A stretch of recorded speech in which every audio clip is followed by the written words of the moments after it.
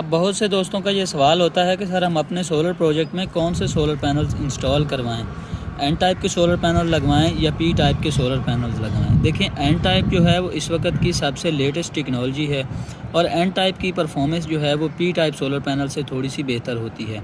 N type में कौन कौन से सोलर पैनल्स हैं? एन टाइप में जिंको का सोलर पैनल है, कैनेडियन के सोलर पैनल्स हैं, उसके बाद इन्वेरेक्स के सोलर पैनल्स हैं और जे के सोलर पैनल्स हैं, और भी कुछ कंपनीज़ हैं जो एन टाइप के सोलर पैनल्स बना रही हैं।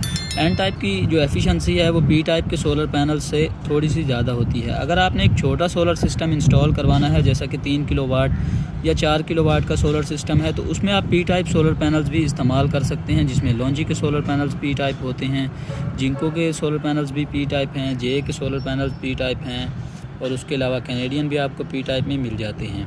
तो उम्मीद है ये वीडियो आपको पसंद आई होगी। चैनल को सब्सक्राइब करें और वीडियो को लाइक करें। Thank you so much.